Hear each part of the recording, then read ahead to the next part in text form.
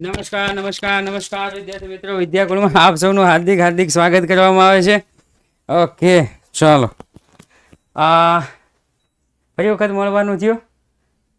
આ લે એકાઉન્ટ નો લેક્ચર નથી હે? અરે યાર, મને એમ થયું એકાઉન્ટ નો લેક્ચર છે. એટલે હા, લેક્ચર 10 ચેપ્ટર 10 અંદાજપત્ર. અચ્છા, ગુરુજીનો લેક્ચર છે. ગુરુજીનો થોડો ફોન આવ્યો હતો કે સાહેબ બે 3 મિનિટ થોડુંક લેટ થશે તો મેં કે તમે જરા કે લેક્ચર ચાલુ કરી દો ને. તો મેં કીધું વાંધો નહીં. ના, મને ક્યાં ઈકો આવડે? આપણને ઈકો નો આવડે. રેડી? હા, એ વાતું કરતા તો આવડે. આપણે વાતુમાં માસ્ટર. તમે તારા ગમે એ વાતું હોય, આપણે વાતું તો કરી લેવી, પણ આપણને બીજું કાંઈ આવડતું નથી. Okay, yes. ઓહો, આપણો પહેલો લેક્ચર હે ગણપતિ દાદા વાળો.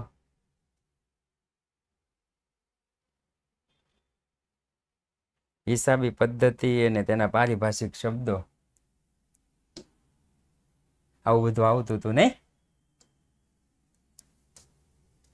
આવું બધું જોતા હતા. શું એ દિવસો હતા હે બધા જૂના, જબ્બર બધા દિવસો. પારિભાષિક શબ્દો આપણે સમજાવતા હતા. અરે પછી હિસાબી પદ્ધતિનો અર્થ હતો કે હિસાબી પદ્ધતિ એવા વ્યવહારોને બનાવો. જો કે કામમાં આવ્યું જ નહીં. આ વ્યાખ્યા ક્યારેય કામમાં ન આવી. આખું એકાઉન્ટ પૂરું થઈ ગયું. આ વ્યાખ્યા કોઈ દે પૂછી નહીં. હા, હચું ખોટું તો પણ આ લોકોએ નાખીએ તો આપણે ભણવું તો પડે જ ને. અચ્છા, હા, જો આમાંથી 1 માર્કનું પૂછાઈ શકે હો. આર્થિક વ્યવહાર એટલે શું અને બિન આર્થિક વ્યવહાર એટલે શું? આર્થિક વ્યવહાર એટલે શું અને બિન આર્થિક વ્યવહાર એટલે શું? ઘણા બાળકોને એક કંઈક પબ્લિકેશન છે, એ પબ્લિકેશનમાં સવાલ છે, બિન આર્થિક વ્યવહાર એટલે શું? બાળકોને આવડ્યું જ નહીં બિન આર્થિક વ્યવહાર એટલે શું. જે વ્યવહાર ન થતો હોય તેને બિન આર્થિક વ્યવહાર કહેવાય છે, એવું લખી નાખ્યું. બોલો, જે વ્યવહાર નથી થતો તેને બિન આર્થિક વ્યવહાર કહેવાય છે, એવું બાળકોએ લખી નાખ્યું. એવું આવે નહીં. પ્રોપર શબ્દનો ઉપયોગ થવો જોઈએ. નાણાકીય મૂલ્ય માપી ન શકાય. પ્રોપર શબ્દનો ઉલ્લેખ થવો જોઈએ. Okay, yes. બીએમાં પણ આવે. એકાઉન્ટનું પેપર પહેલું છે. વાહ, બહુ સારી વાત છે. એકાઉન્ટનું પેપર પહેલું છે. ઓકે, તો આ જરા જોઈ લેવાનું હતું. પછી શું હતું તો કે આ સરસ મજાની આપણે હવે તો ટોપર બેચ થઈ ગઈ છે, પણ આ જૂનું ઓલું હતું, બીજું જરા યાદ તાજા કરી લઈએ. અચ્છા, વાહ ભાઈ વાહ. વ્યવહાર કોને કહેવાય? તો કે 2 કે 2 થી વધારે વ્યક્તિઓ હોય એ ચીજ વસ્તુ કે સેવાની રોકડમાં કે ઉધારમાં જે લેવડ દેવડ કરે એને આપણે કહેતા હતા વ્યવહાર. રાઈટ? ઓકે, ચાલો. તો મેં કીધું થોડુંક ધોરણ 12ની પણ માહિતી આપી દઈએ. ધોરણ 12 વિષય એકાઉન્ટ, કોડ નંબર 154. 10મામાં કોડ નંબર આવતા, ખબર છે? 10મામાં કોડ નંબર આવતા. અહીંયા પણ કોડ નંબર આવશે. એકાઉન્ટનો કોડ છે 154. આ કઈ રીતના આપે છે મને કાંઈ ખબર નથી, પણ એકાઉન્ટનો કોડ છે. જો કે પરીક્ષામાં પૂછાતો નથી, પણ આ તો શું છે કે તમને કોક કદાચ પૂછે તો એકાઉન્ટનો કોડ છે 154. 2 ભાગ પડે છે. એકાઉન્ટના કેટલા ભાગ પડે છે? 2 ભાગ પડે છે. જે પહેલો ભાગ છે ને, એ પહેલો ભાગ ભાગીદારી છે, ભાગીદારી. અને બીજો ભાગ જે પડે છે ને, એ બીજો ભાગ છે કંપની. રેડી? અત્યાર સુધી જે 11માં આપણે ભણી ગયા ને, અત્યાર સુધી 12th બહુ અઘરું છે. ના, 11માં કરતા હેલું છે. અમારા ટીચર કહેતા હતા. પછી જે પાકું ન કરે એના માટે અઘરું જ છે. ઘણાને એવી હવા હોય કે આપણે આજુબાજુમાંથી જોઈ લઈશું, એના માટે અઘરું જ છે. પણ 11માં કરતા સહેલું છે. રેડી? મેં તમને હમણાં કીધું નહીં કે પ્રવેશ નિવૃત્તિ. ખાલી સવાલ લખીને આવે ને તો એ દોઢ દોઢ બે બે માર્ક હું આપતો, પણ હવે આપણી રીતે જ કરવું હોય તો એના માટે તો અઘરું જ થાય ને. ઓકે ને, એટલા માટે પહેલો ભાગ ભાગીદારી છે ને એમાં 1 થી 7 ચેપ્ટર છે, એકબીજા સાથે કમ્બાઈન ચેપ્ટર છે. રેડી? અને બીજો ભાગ છે ને એમાં 6 ચેપ્ટર છે. આના પરથી મને યાદ આવ્યું કે આના ઉપરથી આપણે ધોરણ 11 છે ને એક પ્રશ્ન પૂછાય. ધોરણ 11 એકાઉન્ટમાં એક પ્રશ્ન પૂછાય. ચેપ્ટર વાઇઝ તમારે યાદ રાખવાનું છે. એવું કે કાચું સરવૈયું છે, કાચું સરવૈયું ખાલી જગ્યા પછીનો તબક્કો છે. આવું પૂછે. કાચું સરવૈયું ખાલી જગ્યા પછીનો તબક્કો છે. એ આમ નોંધ, બી પેટા નોંધ, સી ખાતા વહી ખતવણી અને ડી પાકું વાર્ષિક હિસાબ. આવું પૂછે આપણને. રેડી? તો તમારે ક્રમમાં યાદ રાખવાનું છે ભાઈ. તમારે ક્રમમાં યાદ રાખવાનું છે કે પહેલું ચેપ્ટર આ, બીજું ચેપ્ટર આ, ત્રીજું ચેપ્ટર આ, ચોથું ચેપ્ટર આ, પાંચમું ચેપ્ટર આ. અથવા તો આપણને એવું પૂછી નાખે કે કાચું સરવૈયું એ ખાલી જગ્યા અને ખાલી જગ્યા વચ્ચે આવતો તબક્કો છે.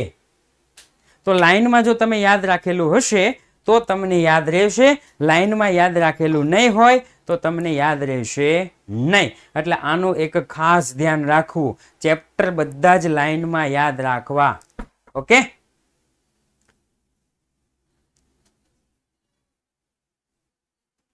રાઈટ? ઓકે.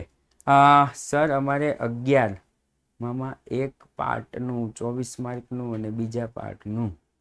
અચ્છા, ભાગ 1 નું ભાગ 2 નું હવે તો સરખા જેવું જ હશે. એ બીજી પરીક્ષા હોય ને એમાં થોડું અલગ અલગ હોય, પણ હવે કેવું હશે? સરખા જેવું જ હશે. ઓકે? એટલે આ ખાસ ધ્યાન રાખવું.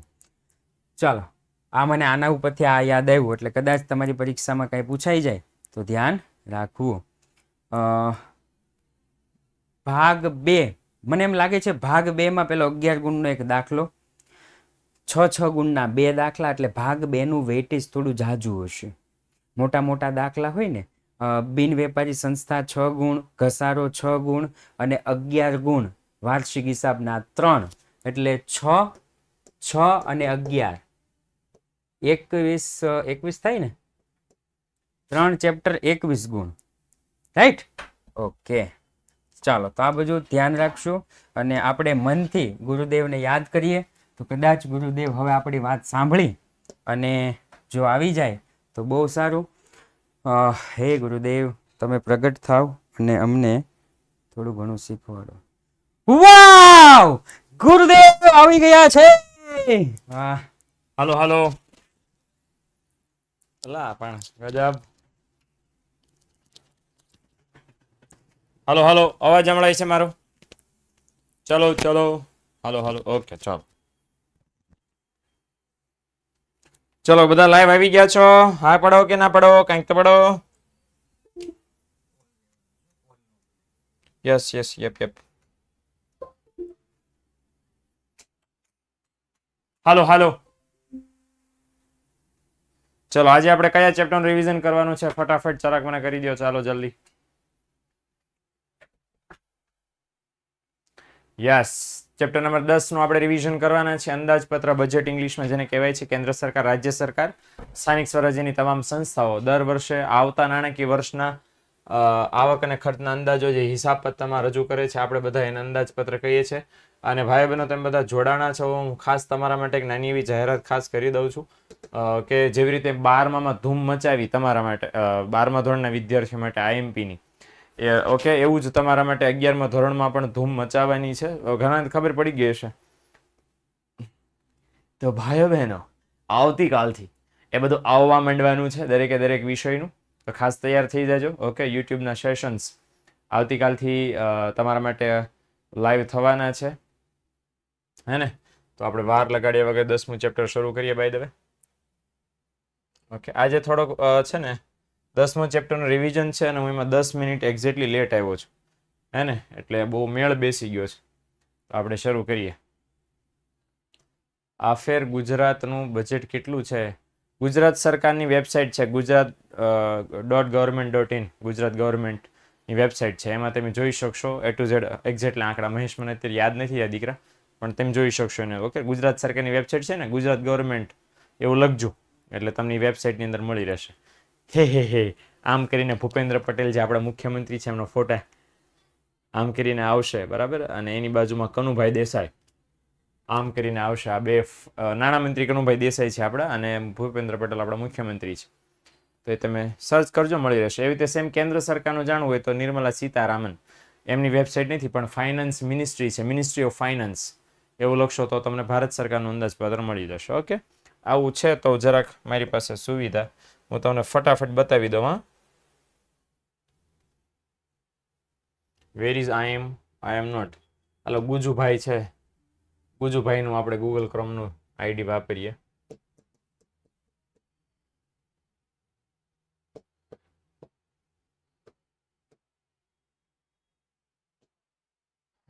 પ્રભુ આવી ગયું, ગુજરાત ગવર્મેન્ટ લખ્યું છે. આજા આજા જિંદ, ચકડા ફરી રહ્યા હે, ચકડું ફરી રહ્યું છે. હલવા હલવા પાર્ટી નો કહેવાય, હલવા સેરેમની કહેવાય. મોદી આ party halwa party, halwa party નહીં, હલવા સેરેમની કહેવાય એને. લ્યો, દેર ઇઝ અ લોચા. ગુજરાત ગવર્મેન્ટની વેબસાઇટ છે, એમ લખ્યું છે this site can't be reach. Okay, આજે મતલબ 6 વાગી ગયા ને એટલે 6:30 થઈ ગયા, એટલે મતલબ મે બી બંધ હશે સરકારી કામકાજ. હાલો, આપણે હવે એમાં ઊંડા નથી ઉતરતા, પણ એ વેબસાઇટ છે. ઓકે, ચાલો. તો ખાસ સમજી લઈએ આપણે સૌથી પહેલું ભારતમાં કેવું અર્થતંત્ર છે. આ લગભગ ત્રીજી ચોથી વાર આવે છે, અને પ્રસ્તાવનામાં છે મિશ્ર અર્થતંત્ર. 7માં પણ આવ્યું, 8માં આવ્યું, 9માં આવ્યું, 10માં છે કે ભારત દેશ છે મિશ્ર અર્થતંત્ર વાળો દેશ છે, અને એની અંદર છે એ ઓકે સરકારની પ્રવૃત્તિ બહુ મહત્વનું સ્થાન ધરાવે છે, અને એના માટે ભારત સરકારે જવાબદારી આઝાદીના વખતથી સ્વીકારી છે, અને આયોજન પંચની રચના કરી હતી, જે હવે નીતિ પંચ તરીકે 2014 થી ઓળખાય છે. હવે કયું પંચ ઓળખાય છે? નીતિ પંચ ઓળખાય છે, જેના પ્રમુખ દેશના વડાપ્રધાન હોય છે. ભારતમાં સત્તાની 3 લેવલની વહેંચણી થઈ છે, જેને સમવાય વ્યવસ્થા પણ આપણે કહીએ છીએ. ઓકે, કે જેમાં બંધારણે ત્રણેય સરકારોને અલગ અલગ કરવાના કામ અને કામ કરવા માટે ઉઘરાવવી પડતી આવકો કે વેરાઓ છે, એની સૂચના આપી છે કે એટલા કામ કરવાના અને એટલી આવકો લોકો પાસેથી તમારે ઉઘરાવવાની. એવી બધી વાત સરકારે છે, બંધારણે સરકારને કરી છે. સર, બજેટ 1 ફેબ્રુઆરી બહાર પડે, આવશે હેત શાંતમ પાપમ. તો કેન્દ્ર સરકાર, રાજ્ય સરકાર અને સ્થાનિક સ્વરાજ્યની સંસ્થાઓ, આ 3 સંસ્થાઓ જે છે એ આવી રીતે અંદાજપત્ર બહાર પાડે છે. ઓકે, અને આમાં 5 છે, બરાબર, ગ્રામ પંચાયત, તાલુકા પંચાયત, જિલ્લા પંચાયત, નગરપાલિકા, મહાનગરપાલિકા. ઓકે, હાલો, તો 3 છે. હવે 3 સરકારને અલગ અલગ કામ બંધારણે સોંપ્યા છે, કે તમારા દાખલા કે રાજ્ય સરકારને કામ એક સૌથી મહત્વનું સોંપ્યું છે શિક્ષણનું, આરોગ્યનું, દેશમાં કાયદો અને વ્યવસ્થા જળવાય એનું, અને અન્ય વહીવટના કાર્યો. મ્યુનિસિપલ કોર્પોરેશન છે તો એને છે પાણી પુરવઠો, સ્વચ્છતા, સ્ટ્રીટ લાઇટ, ગટર વ્યવસ્થા, આ બધા કામ એને સોંપ્યા છે. ભારત સરકારને છે દેશની સુરક્ષા, દેશની અંદર શાંતિ જળવાઈ રહે, બરાબર ને, વગેરે વગેરે બહુ બધા મોટા મોટા કામ છે. તો 3 સરકારને અલગ અલગ કામ સોંપ્યા છે. કેન્દ્ર શાસિત પ્રદેશોની જાળવણી વગેરે વગેરે બહુ બધા કામ સોંપ્યા છે.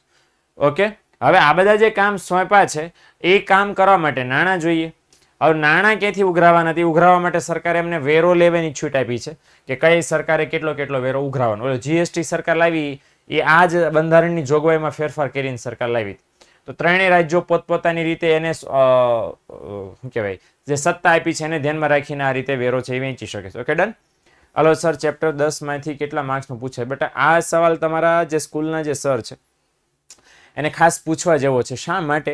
કારણ કે એ જે છે એ આવી રીતે બ્લુ પ્રિન્ટ અલગ બનાવે છે. બધા સ્કૂલનું અલગ અલગ સિસ્ટમ હશે. 12માનું તો હું છે કે 2 ધડક તમને કહી શકું, કારણ કે આખા ગુજરાતમાં એક જ બોર્ડ પરીક્ષા લે છે, પણ સ્કૂલ પ્રમાણે છે એ અલગ અલગ હશે. ક્યાંક બરાબર ને, ક્યાંક SVS નું લેવાતું હશે, ક્યાંક નવનીત વાળા આપતા હશે, ક્યાંક હાથે બનાવતા હશે. ઓકે, તો એ પ્રમાણે અલગ અલગ, એટલે હું કહી નહીં શકું. પણ હા, છેલ્લે જે તમે જે ચેપ્ટર ભણ્યો છો દિવાળી પછી, એને પહેલા શું કહેવાય પેલું મહત્વ આપજો, કારણ કે એમાંથી વધારે પૂછાય, જૂના ચેપ્ટરમાંથી ઓછું પૂછાય. બાય ધ વે 11 ચેપ્ટર તમારા માટે કામના છે, પણ જે છેલ્લે લાસ્ટમાં ભણ્યા છો 11મું 10મું 9મું 8મું એ વધારે પાકા કરવાના, વધારે યાદ રાખવાના. ઓકે, એમાંથી વધારે પૂછાશે. અંદાજપત્રની વ્યાખ્યા છે કે સરકાર આવનારા નાણાકીય વર્ષ માટે જે ખર્ચ અને આવકના અંદાજો જે હિસાબપત્રમાં દર્શાવે એને શું કહેવાય? અંદાજપત્ર કહેવાય છે. અંદાજપત્રમાંથી શું આપણને જાણવા મળે? તો કે પહેલી વસ્તુ એ કે ચોક્કસ સમયગાળા માટે બહાર પડે છે. ચોક્કસ સમયગાળો એટલે કેટલો સમયગાળો? 1 વર્ષ. બીજું, સરકારના અંદાજપત્રનો મુખ્ય હેતુ શું હોય? દેશનો આર્થિક વિકાસ કરવાનો અને પ્રજાનું કલ્યાણ કરવાનું. આ એક સરકારનો મેઇન હેતુ હોય છે. અને દરેક સરકારે પોતાના અંદાજપત્ર અમલમાં મૂકતા પહેલા ક્યાં રજૂ કરવા પડે? તો કે કેન્દ્ર સરકાર હોય તો લોકસભામાં એને રજૂ કરવું પડે, રાજ્યસભા વિધાનસભા હોય તો રાજ્ય સરકારે રજૂ કરવું પડે, અને સ્થાનિક સ્વરાજ્યની સંસ્થા એટલે સ્થાનિક સભામાં મંજૂરી મેળવવી પડે. કોની મંજૂરી મેળવવી પડે? તો મંજૂરી મેળવવી પડે એમાં બેઠેલા બાકીના પ્રતિનિધિની. સરકાર તો બહાર પડે, સરકારની ઈચ્છા છે જ અમલ કરવો, પણ વિરોધ પક્ષના તમામ જેટલા નેતાઓ છે એમની પરમિશન મેળવવી પડે, કારણ કે આપણે લોકશાહી દેશ છીએ, બધું આપણું કીધું ચાલે નહીં. ઓકે, એટલે આ રીતે અંદાજપત્ર સામે કેન્દ્ર કે રાજ્ય સરકારના નાણામંત્રી, એ તો સ્વાભાવિક છે, આપણને ખ્યાલ જ છે. ઓકે, તો એ નાણામંત્રી રજૂ કરે છે. કેન્દ્ર સરકાર હોય તો કેન્દ્ર સરકારના નાણામંત્રી નિર્મલા સીતારામન, રાજ્ય સરકાર હોય તો આપણે કનુભાઈ પટેલ. અચ્છા, અંદાજપત્રના ઉદ્દેશો 4 છે, 3 માર્ક્સ માટે મોસ્ટ આઈએમપી છે, એ ખાસ ધ્યાન રાખજો. પેલું કયું છે? તો કે સત્તા સમૂહની પરમિશન. એ મેં હમણાં બોલતો તો કે આપણો દેશ લોકશાહી દેશ છે, એટલે સરકારે શું કરવું પડે કે લોકશાહી સત્તા મંડળ. લોકશાહી સત્તા મંડળ એટલે હું પાઠ ભણાવતી વખતે કીધું હતું, તમામ પક્ષો, એ કોંગ્રેસ હોય, આપ હોય, ડીએમકે ટીએમકે હોય, અને સમાજવાદી પાર્ટી હોય, મનપા હોય, બરાબર ને, મહારાષ્ટ્ર નવનિર્માણ સેના. ઓકે, તો પાર્ટી એટલે કાંઈ પણ આવું જેટલી પણ પાર્ટીઓ, ભાજપ છે, ભાજપ એટલા માટે ભાજપ શાસક પક્ષ છે અત્યારે, એની સરકાર છે, તો એ સિવાયના જેટલા પક્ષો છે એ બધા ભેગા થયા, એ પક્ષોને શું કહેવાય? લોકશાહી સત્તામંડળ. કે એ લોકોની પરમિશન મેળવવી પડે કે અમે આ દેશના વિકાસ માટે કામ કરવા માંગીએ છીએ, તેમ પરમિશન આપો. ઓકે, એ પરમિશન ખાસ જરૂરી છે, અને એટલા માટે પરમિશન મેળવવા તો રજૂ કરવા પડે. એટલે સાદી ભાષામાં અંદાજપત્ર શું છે કે સરકાર મંજૂરી મેળવવા માટે દરખાસ્ત મૂકે, અરજી કરે બાકીના બધા પક્ષોને, ભાઈ સાંભળો, અમે આવનારા વર્ષ માટે આ બધું કરવા માંગીએ છીએ, તમને ખાસ જાણ રહેવી જોઈએ. બરાબર, એટલે બધાની પરમિશન માંગે છે. એક સરકાર રિક્વેસ્ટ કરે છે બાકીના બધા સત્તા પક્ષોને કેવી રીતે કામ કરો. ઓકે, તો કેન્દ્રીય બજેટ દ્વારા સરકાર પહેલા સંસદ પાસે મંજૂરી માંગે છે કે આવનારા વર્ષમાં સરકાર આ ખર્ચા કરવા માંગે છે ને એટલી આવકો મેળવવા માંગે છે, એ પરમિશન માંગે, કરીએ એવું, અને હા પાડે પછી આગળ કામ ચાલે. ઓકે, બીજો છે સંસાધન અને જવાબદારીઓનો અંદાજ મેળવવો. તો સંસાધન અને જવાબદારીનો અંદાજ મેળવવો એટલે શું? કે સરકાર અંદાજપત્ર બનાવે તો એક બહુ મહત્વનો ઉદ્દેશ એવો છે કે સરકારને ખબર પડે કે આવનારા નાણાકીય વર્ષમાં સરકારે માથે કેટલું દેવું છે, અને સરકારે કયા કયા કામ દેશના વિકાસ માટે કરવાના બાકી છે એનો એને ખ્યાલ આવે, અને તે આવનારા વર્ષમાં ક્યાંથી આવક મેળવી શકશે એને. બરાબર ને, ખર્ચા તો ખબર પડી ગઈ કે આટલા કરોડના ખર્ચા આપણે કરવા પડશે, અને એટ એ ટાઈમ ત્યારે સામે ખર્ચા કરવા માટે રૂપિયા, નાણાં ક્યાંથી મને મળશે એ પણ સરકારને ખ્યાલ આવી જાય. એટલે સરકારની કેપેસિટી ખબર પડી જાય કે આપણે કેટલા ખર્ચા કરવાના છે, અને ખર્ચા કરવા માટે આપણી પાસે કેટલી આવકો છે, તો એની શક્યતા મળે. ઓકે, હાલો, નંબર 3 છે સાધન ફાળવણીને યોગ્ય દિશા મળે. સાધન ફાળવણીને યોગ્ય દિશા મળે એટલે શું? સાધન ફાળવણીને દિશા મળે ઇટ મીન્સ કે અહીંયા સરકાર છે જ્યારે અંદાજપત્ર બનાવે છે, તો સરકાર જ્યારે અંદાજપત્ર બનાવે તો ખબર છે સૌથી મોટું સાધન આમ તો 4 છે, જમીન, મૂડી, શ્રમ, નિયોજક. પણ આ 4 સાધનોમાં સૌથી મહત્વનું સાધન છે મૂડી. એમાં નાણાં પણ આવી જાય, મિલકતો, યંત્રો, વાહનો, સાધનો બધું આવી જાય. એ મૂડી છે એ વધારે પડતી નકામા ક્ષેત્રમાં વધારે ન રોકાઈ જાય, એકના એક ક્ષેત્રમાં વધારે, અને કોઈ ક્ષેત્ર વહેંચાય વગરનું બાકી ન રહી જાય, એટલા માટે સરકાર અંદાજપત્ર બનાવે. ઓકે, એટલે એના કારણે શું થાય, જે ક્ષેત્રને જેટલી જરૂર છે એટલું જ એને સાધન મળે, બાકીના ઓછી મળે, વધુ હોય તો વધુ મળે. ઓકે, એટલે અંદાજપત્ર તૈયાર કર્યા વગર ખર્ચ થાય તો એક જ બાબત પાછળ ખર્ચ થઈ જાય અને બીજી બાબતો બાકી રહી જાય, અને આવું ન બને એટલા માટે છે એ ફાળવણી કરવી જરૂરી છે, અને એટલા માટે અંદાજપત્ર બનાવવું જરૂરી છે. ઓકે, અને નંબર 4 પ્રજાની જાણકારી માટે, પ્રજાને ખબર પડે કે આવનારા વર્ષમાં સરકાર કયા કયા કામ કરવા માંગે છે, કે અર્થતંત્રમાં શું થશે, કયા ક્ષેત્રે સરકાર રોકાણ કરશે, કઈ વસ્તુ સસ્તી થશે, કઈ વસ્તુ મોંઘી થશે, એ લોકોને ખબર પડે. સરકાર કઈ વસ્તુ પર કરવેરા હટાઈ લેશે, કઈ વસ્તુ પર કરવેરા નાખશે, આપણી આવક વધશે ઘટશે, લોકોને ખબર પડે. એટલા માટે પણ સરકાર અંદાજપત્ર રજૂ કરે છે. તો 4 કોન્સેપ્ટ છે, એટલા માટે સરકાર અંદાજપત્ર બનાવે છે. હાલો, ત્યાર પછી અંદાજપત્રના મુખ્ય હું અહીંયાથી જ સમજાવી દઉં છું કે સમતોલ અંદાજપત્ર એટલે શું? અંદાજપત્રની આવક અને ખર્ચના બંને બાજુના અંદાજો સમાન હોય. સમતોલ અંદાજપત્ર અને આવક અને ખર્ચ બંને બાજુના અંદાજો સમાન ન હોય. અસમતોલ અંદાજપત્ર. હવે અસમતોલ છે તો ક્યારેક આવક બાજુનો સરવાળો વધારે હોય, ક્યારેક ખર્ચ બાજુનો સરવાળો વધારે હોય. તો જો ખર્ચ બાજુનો સરવાળો વધારે હોય તો ખાધવાળું અંદાજપત્ર કહેવાય. આવક બાજુનો સરવાળો વધુ હોય તો પુરાંતવાળું કહેવાય. પ્રોપર વ્યાખ્યા એવી આપું તો એમ કહી શકું કે અંદાજપત્રમાં આવકના અંદાજો કરતા ખર્ચના અંદાજો વધુ હોય. કોના અંદાજો વધારે હોય? ખર્ચના અંદાજો વધારે હોય તો ખાધવાળું અંદાજપત્ર કહેવાય. બાય ધ વે ખાધવાળું અંદાજપત્ર છે મોટા ભાગે વિકાસશીલ દેશોમાં વિક બોલાઈ ગયું પણ વિકાસશીલ દેશોમાં જોવા મળે છે. આ અંદાજપત્ર વિકાસલક્ષી અને કલ્યાણલક્ષી કહેવાય છે. સામે પક્ષે પુરાંતવાળું અંદાજપત્ર એટલે શું? તો કે આવકના અંદાજો વધુ, ખર્ચના અંદાજો ઓછા હોય એને કહેવાય પુરાંતવાળું અંદાજપત્ર. મોટા ભાગે વિકસિત દેશની અંદર જોવા મળે છે અને આ અંદાજપત્ર વિકાસને નિભાવવા માટેનું હોય છે. આ વિકાસ કરવા માટે હોય અને અહીંયા વિકસિત દેશમાં કેમ વિકાસ નિભાવો ઇટ મીન્સ કે વિકાસ ઓલરેડી થઈ ગયો છે, હવે એને તમારે મેન્ટેન કરવાનો છે, બસ જાળવી રાખવાનો છે, એટલા માટે પુરાંતવાળું હોય. ઓકે, સમતોલ અંદાજપત્રની તરફેણ કરી હતી એડમ સ્મિથે, અસમતોલની તરફેણ કરી હતી કેઇન્સ, જેમ કેઇન્સ. ઓકે, તો આટલું વિશેષ ખાસ ધ્યાન રાખજો. ઓલરેડી મેં કહી દીધું છે અંદાજિત ખર્ચ આવક જેટલો જોઈએ એને સમતોલ અંદાજપત્ર કહેવાય. આવક અને ખર્ચના અંદાજો બંને કેવા હોય છે? સરખા હોય છે. સમતોલ અંદાજપત્રના ફાયદા મોટા બે છે. 2 માર્ક્સમાં પૂછાય. 2 ફાયદા છે અને 2 મર્યાદા છે. ઓકે, તો પહેલા 2 ફાયદા એવા છે કે ભાઈ દેશમાં સ્થિરતા જળવાય. મતલબ શું? કે દેશમાં મંદી પણ ન આવે અને દેશમાં ફુગાવો પણ ન સર્જાય. એટલે પેરેલલ સિમિલર તમારું થઈ શકે. દેશમાં સ્થિર રહે, મંદીમાં હેરાન ન થાય, ફુગાવામાં હેરાન ન થાય. બીજું કે આવક અને ખર્ચના અંદાજો સરખા કરવા માટે બરાબર અંદાજપત્રમાં અમુક કાઢવું પડે અને અમુક નાખવું પડે, એવું બધું કરવું પડે. એટલે જે અંદાજપત્ર સરખું બનાવવા માટે બિનજરૂરી ખર્ચા અને બિનજરૂરી વેરા જે સરકાર ઘટાડે એના કારણે પ્રજા ઉપર વેરાનો બોજો ખોટો વધે નહીં. આ પ્રજામાંથીનો બોજ ઘટી જાય, મોટો ફાયદો એ છે. ગેરફાયદા જોઈ લે. સરકાર સમતોલ અંદાજપત્ર માટે જરૂરી ખર્ચા ઘટાડે તો પ્રજાના કલ્યાણ ઉપર એની બહુ ખરાબ અસર થાય. ઓકે, એટલે સરકાર છે એ સમતોલ અંદાજપત્ર બનાવે અને બનાવવા માટે ખર્ચા ઘટાડ નાખે. અહીં કીધું બિનજરૂરી ખર્ચા સરકારને બિનજરૂરી લાગતા હોય પણ દેશના વિકાસ માટે તો એ જરૂરી હોય.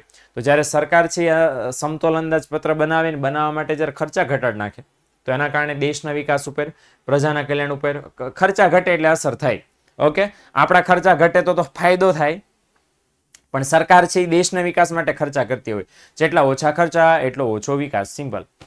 ઓકે, સરકાર ખર્ચા ન ઘટાડે અને સમતોલ અંદાજપત્ર બનાવવા માટે વેરા વધારી દે તો એ નુકસાન, ખર્ચા ઘટાડે તો એ નુકસાન, ને આવક વધારવા વેરા વધારે તો કારણ કે પ્રજા ઉપર કારણ વગરનો વેરાનો બોજ વધી ગયો અને એટ એ ટાઈમ તેમ પ્રજા ઉપર વેરો વધાર્યો. હું કહીને કે અમારું અંદાજપત્ર સમતોલ બનાવું હતું. એટલે આ કઈ દલીલ થઈ?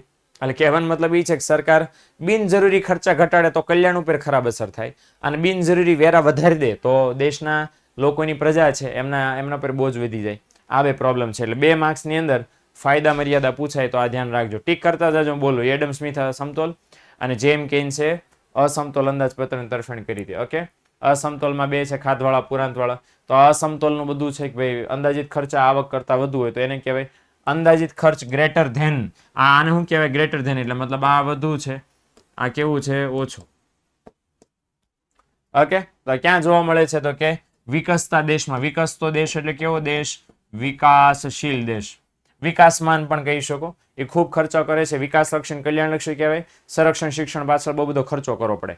તો ખર્ચા એટલા માટે વધારે હોય કે દેશનો વિકાસ કરવાનો બાકી હોય એટલે આ બધું કરવું પડે. આવક કેમ ઓછી હોય? કારણ કે લોકોમાં કરવેરો ભરવાની ક્ષમતા કેવી હોય છે? ઓછી. માટે છે સરકાર ઓછા કરવેરા વસૂલ કરી શકે, માટે આવક ઓછી હોય. ઓકે, હવે આના ફાયદા મર્યાદા શું છે? તો પહેલો ફાયદો હમણાં ક્યારનો બોલું છું કે વિકાસ કરનારું કહેવાય, દેશનું કલ્યાણ કરનારું કહેવાય. મોટો ફાયદો ક્યાં થાય? જો દેશમાં મંદી આવી હોય, ઓકે, તો એમાંથી બચવા તમે ખાધવાળો અંદાજપત્ર બનાવી શકો ને એમાં પણ સરકાર ઉત્પાદન અને રોજગારીના ક્ષેત્રમાં મૂડીરોકાણ કરે તો લોકોને રોજગારી મળતા આવક વધે, આવક વધતા જીવન ધોરણ સુધરે, જીવન ધોરણ સુધતા દેશનો વિકાસ કરી શકો. એટલે ઇન શોર્ટ સાદી ભાષામાં મંદીના સમયમાં કયું ઉપયોગી છે? ખાધવાળું ઉપયોગી છે. અચ્છા, ખાધવાળા અંદાજપત્રમાં પ્રજા ઉપર વેરાનો બોજો કેવો હોય? ઓછો હોય. કેમ? કારણ કે સરકાર લોકો પાસે ઓછા વેરા ઉઘરાવતી હોય એટલા માટે વેરાનો બોજો ઓછો હોય. પ્રોબ્લેમ ક્યાં છે? પ્રોબ્લેમ એ છે નંબર 1 કે સરકાર ક્યારેક ખર્ચા વધારે કરે છે ને, ખર્ચા વધુ ને આવક ઓછી, તો ખર્ચો ક્યારેક વધારે પડતો કરી નાખે છે. કંટ્રોલ રહેતો નથી. કેવું પડે? કંટ્રોલ, સરકાર કંટ્રોલ, પણ સરકારથી કંટ્રોલ રહેતો નથી. ઓકે, જો આવ્યું કે સરકારનો ખર્ચ પર નિયંત્રણ. અને બાય ધ વે પહેલામાં તો એવું છે કે વધારે પડતો ખર્ચો કરે તો વાંધો નહીં, પણ પ્રોબ્લેમ ક્યાં છે કે ખર્ચો કર્યો, હવે આવક તો એટલી છે નહીં, એટલે જે વધારે ખર્ચો કર્યો, માની લો 100 રૂપિયાનો ખર્ચો કર્યો, આવક તો 40 રૂપિયા જ છે, તો 60 રૂપિયાનું ક્યાંથી લાવશો? તો એ કરવા માટે ભારત શું કરે છે? દેવું, લોન લેવું છે નહીં. તો દેવાનો બોજો વધી ગયો. એટલે પહેલો પ્રોબ્લેમ એ ખાધવાળા અંદાજપત્રના કારણે સરકાર માથે દેવું વધી જાય. બીજો પ્રોબ્લેમ એ મેં કીધું એમ કે કંટ્રોલ નથી રહેતો. અને ત્રીજો પ્રોબ્લેમ એ કે સરકાર કરવેરા નાણાંનો ખોટો ઉપયોગ કરે. બિનકાર્યક્ષમ એટલે કેવો ઉપયોગ? તો ખોટો, કે એવી જગ્યાએ વપરાશ કરે કે જેનું કોઈ આઉટપુટ મહત્વનું કંઈ સારામાં સારું મળવાનું હોય નહીં. ઓકે, હાલો હવે પુરાંતવાળા અંદાજપત્રમાં જોઈ લે. તો પુરાંતવાળું અંદાજપત્રમાં શું હોય કે અંદાજિત ખર્ચા કરતા આવક કેવી હોય? વધુ, મતલબ ખર્ચા ઓછા, આવક વધુ હોય તો પુરાંતવાળું અંદાજપત્ર કહેવાય. પુરાંતવાળા અંદાજપત્રની અંદર છે અહીં જોઈ લો કે ખર્ચ કેવો છે? ઓછો, અને આવક કેવી છે? વધુ. ઓકે, એટલે અંદાજિત ખર્ચ લેસ ધેન અંદાજિત આવક છે. બે પાંખડા આ બાજુ છે એટલે અંદાજિત આવક કહેવાય. અચ્છા, આવા અંદાજપત્ર ખાસ કરીને ક્યાં જોવા મળે છે? વિકસિત દેશોમાં જોવા મળે છે. કેવા દેશોમાં જોવા મળે છે? વિકસિત દેશોની અંદર જોવા મળે છે. ઓકે, કેમ વિકસિત દેશોમાં? કારણ કે વિકસિત દેશોમાં ઓલરેડી ખર્ચાઓ બધા થઈ ગયા હોય. ઓકે, અને લોકોની આવક એ બહુ ઊંચી હોય એટલે સરકાર ઊંચા દરે વેરા ઉઘરાવી શકે. તો ઊંચા દરે વેરા ઉઘરાવે એટલે આવક વધારે હોય, અને બધા ખર્ચા જે હોય એ સરકારે ઓલરેડી ભૂતકાળમાં કરી નાખ્યા હોય, માટે ખર્ચા ઓછા હોય. ઓકે, અહીં તો લખ્યું છે કે સરકારનો ખર્ચ ઓછો અને આવક કેવી હોય છે? વધારે. સરકારના ખર્ચા ઓછા અને આવકો હંમેશા આપણને. હાલો, પુરાંતવાળું અંદાજપત્ર છે એના શું ફાયદા છે? ઓકે, પુરાંતવાળા અંદાજપત્રમાં પહેલો ફાયદો એ છે કે સરકાર છે ફુગાવા સમયે પ્રજા પાસેથી વધારે વેરા લઈ શકે અને અધિક ધન પાછું ખેંચી શકે. એટલે મોટો ફાયદો એ છે કે પુરાંતવાળો અંદાજપત્રથી ફુગાવો કંટ્રોલ થાય. હાલો, પછી પુરાંતવાળા અંદાજપત્રને સરકાર ખર્ચને પહોંચી વળવા માટે દેવું કરવું પડે નહીં. એટલે ફાયદો એ છે કે સરકાર લોકો પાસેથી અત્યારે વધારે ટેક્સ લે છે ને, એટલે આવક તો વધારે જ છે, અને આવક વધારે છે, ખર્ચા ઓછા છે, તો માથેથી વિદેશમાંથી ક્યાંય લોન લેવી પડશે નહીં. એ મોટો ફાયદો. દેવું ન કરવું પડે. ત્રીજો મોટો ફાયદો શું? કે જે દેશમાં પુરાંતવાળા અંદાજપત્ર કટ ટુ કટ દર વર્ષે બની રહ્યા છે એ દેશની પ્રજાએ ભવિષ્યમાં સરકારને વધારે વેરો ભરવો પડશે નહીં. કેમ? અત્યારે ભરી રહી છે એટલે. તો કેમ ભવિષ્યમાં નહીં ભરવો પડે? કારણ કે અત્યારે દેવું નથી, ભવિષ્યમાં થશે, અને જ્યારે થશે ત્યારે છે એ જોયું જશે, કારણ કે ત્યારે આપણી પાસે આવક તો હશે જ. ઓકે, ભારતમાં કેવું છે કે વર્તમાન સમયમાં બોજો નથી, જે ભવિષ્યમાં આવશે આપણા ડેબે. ઓકે, ગેરફાયદા પુરાંતવાળા અંદાજપત્રના. તો સૌથી પહેલું જો સરકાર સામાજિક કલ્યાણને વિકાસના કામ માટે પણ જરૂરી ખર્ચા ન કરે તો વિકાસને વિપરીત એટલે કેવી અસર થાય છે? ખરાબ અસર થાય છે. ઓકે, કે ભાઈ સરકાર છે એ પુરાંતવાળું અંદાજપત્ર બનાવે ને આવકો વધારે ને ખર્ચા ઓછા કરે તો વિકાસને ખરાબ અસર થાય છે. એ પ્રોબ્લેમ છે. બીજું કે ક્યાં ઓર નુકસાન કરે કે દેશમાં જ્યારે મંદી હાલતી હોય, હવે એમાં તમે ખાધવાળો અંદાજપત્ર બનાવવાને બદલે પુરાંતવાળું જો બનાવ્યું તો પરિણામ શું આવે કે દેશમાં મૂડીરોકાણ, રોજગારીનું ઉત્પાદન તેની ઉપર ખરાબ અસર પડે. આ તો એના જેવું થયું ને, કોઈક આમ પડવું એ ગયું અને મારે પાછળથી કોઈક ધક્કો મારે તો શું થાય? હરખાઈનો પડું ને. એટલે આપણું અર્થતંત્ર મંદી વાળું હોય અને એ ગયું આમ થતું હોય, અહીંથી કોઈક ધક્કો મારે એ પુરાંતવાળું અંદાજપત્ર છે. કોઈ દિવસ બનાવાય નહીં. મંદીમાં હંમેશા ખાધવાળું જ ઉપયોગી છે. તો આ વસ્તુ છે. ઓકે, એટલે એ અસર પડે ને પડે, એ ખરાબ અસર કહેવાય. અને જો દર વર્ષે પુરાંત એટલે આવક એટલે શું? પહેલા વર્ષે 100 રૂપિયા સરકારને આવક મળી, 40 રૂપિયા ખર્ચા, કેટલા રૂપિયા વધ્યા? આ પુરાંત એટલે વધેલી રકમ, કે આવકો વધારે ને ખર્ચા ઓછા, મળ્યા વધારે ને વાપર્યા ઓછા, તો તમારી પાસે પડ્યા ને ખિસ્સામાં પડ્યા રહ્યા ને, તો એ જે છે એ બાકી કેટલા રકમ છે, તો એ પુરાંત રકમ છે દર વર્ષે ભેગી થતી જાય, તો એનું શું કરવું એ પણ એક પ્રશ્ન છે. ઓકે, તો 3 મર્યાદા છે. વિકાસને ખરાબ અસર કરે, મંદીમાં તદ્દન બિનઉપયોગી છે, અને પુરાંત વધતી જાય તો સરકારે એનું શું કરવું એ પ્રોબ્લેમ છે. તો આ 3 અંદાજપત્રના ફાયદા જોઈ લીધા. હવે અંદાજપત્રના ખાતાઓ ફટાફટ જોઈ લે. જમા બાજુ અને ખર્ચ બાજુ. તો અંદાજપત્રની જમા બાજુ સરકારની આવકો, ખર્ચ બાજુ સરકારના ખર્ચા નોંધાય. આવકમાં પણ આ ખાસ મિત્રો આપણે સમજવાની કે આવક 2 પ્રકારની છે, મહેસૂલી આવક અને મૂડી આવક. મહેસૂલી આવકમાં કયા વેરા છે? પ્રત્યક્ષ વેરા, જીએસટી અને આઈજીએસટી માંથી મળેલી આવક, અને જીએસટીમાં સમાવેશ ન હોય એવી વસ્તુ ઉપર લાગતા પરંપરાગત પરોક્ષ વેરા. એટલે જેટલા પ્રકારના વેરા સરકાર લોકો પાસેથી ઉઘરાવે છે. પ્રત્યક્ષ વેરા એટલે આવક વેરા, અને એ સિવાય તમામ જીએસટી અને એવી પણ વસ્તુઓ કે જેને સરકારે જીએસટીમાં સામેલ નથી કરી, દારૂ, પેટ્રોલિયમ, એટીએફ, બરાબર. તો એ બધી વસ્તુ આવે છે. વિષ્ણુ આગળ લેક્ચરમાં આવશે, હું સમજાવી દઈશ ત્યારે. ઓકે, તો એ બધા પરોક્ષ વેરાની આવક છે સરકાર અહીંયા ધ્યાનમાં લે. તો લખ્યું છે કે પેટ્રોલિયમ પેદાશ ઉપરના વેરાની આવક. પછી એ સિવાય જાહેર ક્ષેત્રના નફા માટે મળતી આવક, એટલે કેન્દ્ર સરકારની માલિકીના જે ઉદ્યોગો છે એના ઉપર જે સરકાર વેરો લઈ, રેડ પાડે અને દંડ ઉઘરાવે, બરાબર ને. કોકના ઘરે આપણે હમણાં બધા સમાચાર આવ્યા હતા, કોકના ઘરે 300 કરોડ પકડાણ, તો આપણે વાત પણ કરી હતી. હે ને, તો એ બધી સરકારની મહેસૂલી આવક કહેવાય. હા, પોલ આવશે દીકરા, 2 મિનિટ હો, થોડુંક ભણાયેલું. મહેસૂલી આવક ચાલુ વર્ષે પ્રવૃત્તિમાંથી પ્રાપ્ત થાય છે. તો મહેસૂલી આવક છે એ સરકારને, આ બધી જે આવક હતી ચાલુ વર્ષે મળે. ચાલુ વર્ષે એટલે મતલબ અમુક અમુક આવકો મહિને મહિને પણ મળે, અને અમુક અમુક આવકો છે દર મહિને મળે છે. ઓકે, ચાલો આગળ વધીએ. ત્યાર પછી મૂડી આવકની આપણે ખાસ વાત કરી લઈએ. તો મૂડી આવકમાં પહેલી આવક છે કે રાજ્યોએ એટલે કેન્દ્ર સરકારે દેશના બજારમાંથી અને વિદેશમાંથી મેળવેલી લોન. આ દેશનું બજાર કયું? દેશનું બજાર એટલે લોકો પાસેથી સરકાર જ્યારે ઉછીના નાણાં મેળવે છે. ઓકે, તો લોકો પાસેથી સરકાર ઉછીના નાણાં મેળવે તો એ જે લોન છે એ દેશના બજારમાંથી લોન મેળવી છે એમ કહેવાય. ઓકે, ચાલો હાલો, મેં જો ડાઉટ પૂછ્યો છે જરાક રિપ્લાય આપજો એનો. હાલો, અમારા હાથમાં જ રાખવો પડશે.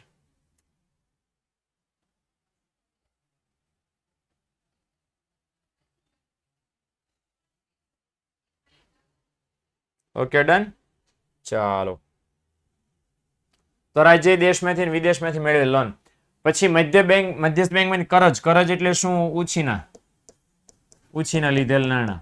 હાલો, પછી ટ્રેઝરી બિલનું વેચાણ. ટ્રેઝરી બિલ સરકારે જે ઓલા કિસાન વિકાસ પત્ર, બરાબર ને, કિસાન વિકાસ પત્ર ને બધું જે છે એ સરકાર બહાર નર્મદા નિગમના બોન્ડ ને વિદ્યાલક્ષ્મી બોન્ડ ને જેટલું પણ બહાર પાડે છે એના વેચાણ. પછી છે વિમૂડીકરણમાંથી પ્રાપ્ત થતી આવક. વિમૂડીકરણમાંથી પ્રાપ્ત થતી આવક બોલે તો સરકાર પોતાની માલિકીનો કોઈ ઉદ્યોગ ખાનગી ક્ષેત્રને વેચે ને બદલામાં સરકારને જે પૈસા મળે એ વિમૂડીકરણ. સરકારે એર ઇન્ડિયા ટાટા વાળાને વેચી દીધું, 18,000 કરોડ જે મળ્યા એ સરકારની મૂડી આવક કહેવાય. ઓકે, તો આટલી સરકારની મૂડી આવકો છે જે મૂડી ખાતાની આવક બાજુ નોંધે છે. હાલો, ત્યાર પછી ખર્ચા જોઈ લઈએ. તો મહેસૂલી ખાતાના ખર્ચ બાજુ છે એ સરકાર અલગ અલગ સેવા પાછળ ખર્ચો કરે છે. એ કર્મચારીના પગાર, પછી ભથ્થા એટલે પગાર સિવાયની વધારેની રકમ. સરકાર છે રાજ્ય સરકારોને મદદ કરે, ગુજરાતની બધાને મદદ કરે, અહીં લખાય. દેશની સુરક્ષા પાછળ જે ખર્ચા કરે, બાટલા ઉપર ને ખાતર ઉપર ને બધી સબસિડી આપે, એ બધા મહેસૂલી ખર્ચ છે. ઓકે, હાલો, ત્યાર પછી મૂડી ખર્ચા આપણે જોઈ લઈએ. સરકાર લોન ભરે, લીધેલી લોન પાછી આપવી પડે ને. પછી રાજ્ય સરકાર અન્યને કરજ આપે. રાજ્ય સરકાર શું કરે? અન્યને કરજ, મતલબ રાજ્ય સરકાર અન્ય સરકારને ઉછીના નાણાં આપે. ઓકે, એટલે આપણી કેન્દ્ર સરકાર છે અન્ય દેશને, દાખલા કે ભારત સરકાર જો ચીનને, શ્રીલંકાને, ચીનને તો ન આપે લુખેશોને, પણ ભારત સરકાર છે શ્રીલંકાને, બાંગ્લાદેશને, મ્યાનમારને આ બધાને જો નાણાં આપે ઉછીના નાણાં, તો એ સામાજિક અને સંરક્ષણ ક્ષેત્રનો મૂડી ખર્ચ. સામાજિક અને સંરક્ષણ, નવી સ્કૂલ બનાવે, નવા પુલ બનાવે, નવા દવાખાના ઊભા કરે, નવા શસ્ત્રો ખરીદે, તો એ બધો ખર્ચો સંરક્ષણ ક્ષેત્રનો મૂડી ખાતાનો ખર્ચ કહેવાય. અમારા પૂર્વ બેટા એ તો મને ખ્યાલ નથી કે તમારા પેપર પહેલા આવશે કે નહીં, પણ હું આવતીકાલથી જ તમારા ઇકો એસપીના લેક્ચર યુટ્યુબ પર આઈએમપીના શરૂ થઈ જશે.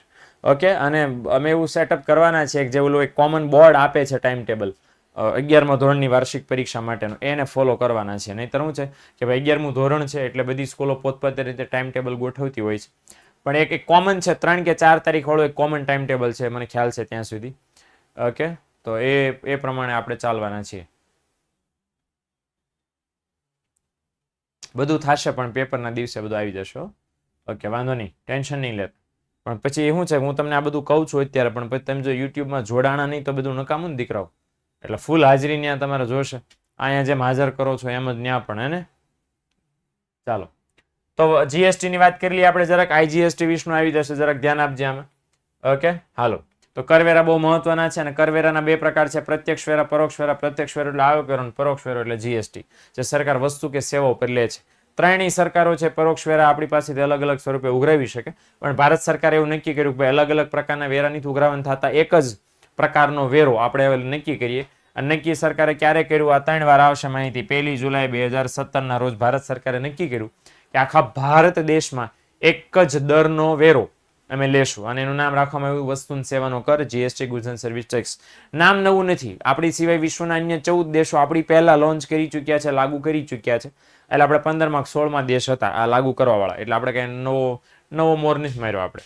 ઓકે, સેમ ટુ સેમ નોટબંધી પણ આપણે પહેલી વહેલી કરનાર દેશ નથી. આપણી પહેલા ઘણા બધા દેશો ઓલરેડી કરી ચૂક્યા છે.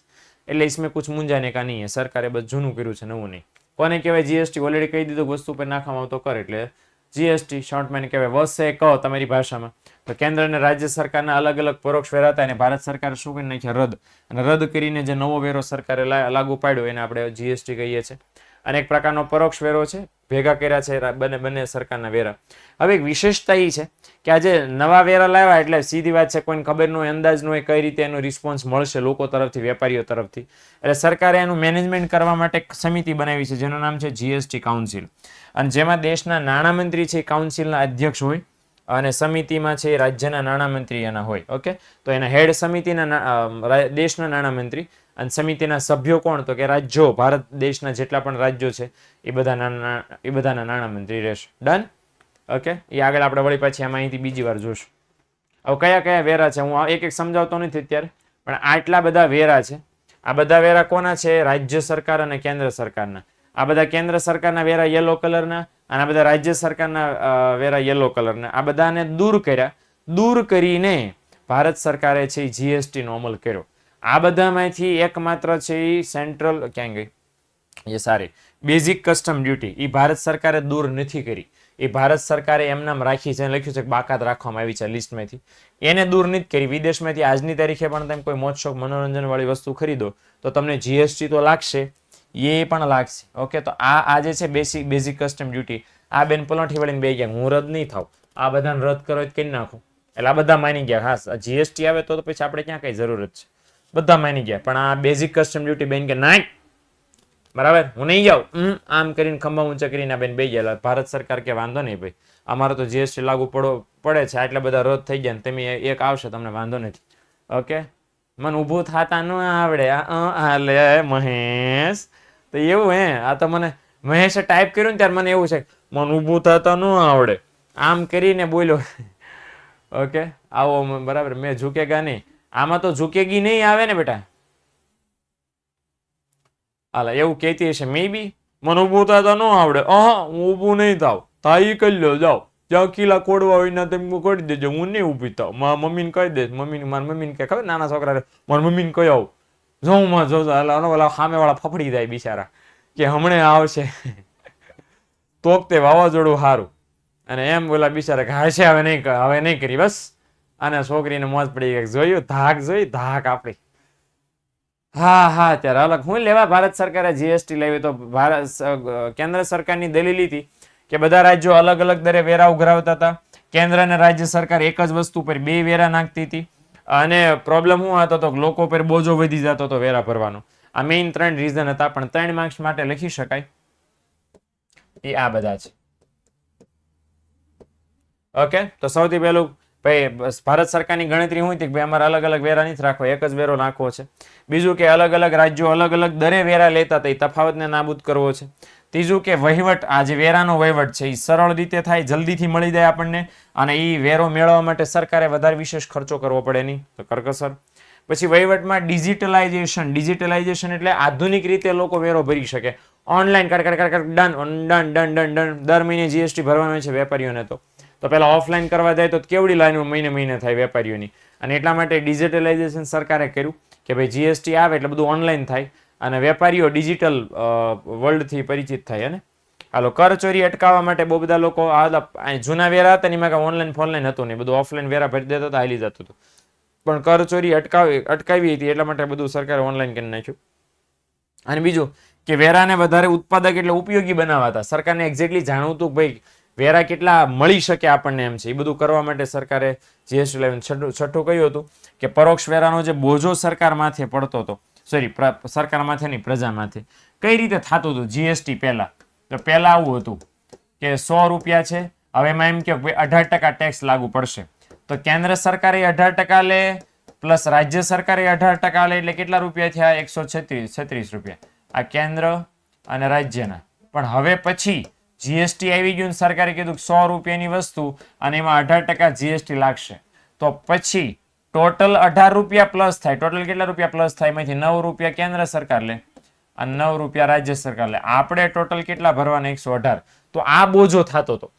પેલા 136 રૂપિયા ભરવા પડતા હતા, હવે 118 ભરવા પડે. ફાયદો નુકસાન ફાયદો, સમજણ પડી? એટલે આ એક વસ્તુ હતી. ક્લિયર? હાલો જીએસટી ના પ્રકાર આપણે ખાસમ ખાસ જોઈ લઈએ. વસ્તુ સેવાઓ કરના પ્રકાર આપણે ખાસમ ખાસ સમજી લઈએ. હવે ભારતમાં વસ્તુ સેવાના કરના 2 પ્રકાર છે, 2 ટાઈપ્સ છે. ઓકે, જીએસટી ના 2 પ્રકારો ખાસ આપણે મિત્રો ધ્યાનમાં લેવાના. કયા? જો આ પહેલો પ્રકાર છે, આ પ્રકાર નંબર 1, હું એકડો બગડો કરી દઉં છું એટલે લોચો ન પડે. આના પ્રકાર નંબર 2, બરાબર. સીજીએસટી એટલે કેન્દ્ર સરકાર, central goods and service tax. SG એટલે રાજ્ય સરકાર, state goods and service tax. UTGST union territory, આ કેન્દ્ર શાસિત પ્રદેશનો છે. હું લખી નાખું છું કારણ કે આ યાદ નહીં રહે. અને અહીંયા સમજાવી દઉં છું, હેઠે આ જ લખાણ આવવાનું છે એટલા માટે. માની લો કે આ પહેલો પ્રકાર શેના માટે છે કે તમે જ્યાં જે રાજ્યમાં રહ્યો છો ત્યાં ઉત્પાદન કરીને એ રાજ્યની અંદર ને અંદર જ વેચાણ કરો. આ રાજ્યના આંતરિક ભાગમાં જ સુરતમાં બનાવીને અમરેલીમાં વેચ્યું. ચોપડીમાં ઉદાહરણ એ છે કે સુરતમાં બનાવ્યું ને મહારાષ્ટ્રમાં. સુરેન્દ્રનગરના સમોસા સુરતમાં વેચ્યા. તો તમને કયા કયા બે વેરા લાગુ પડે? સીજીએસટી અને એસજીએસટી. ઓકે.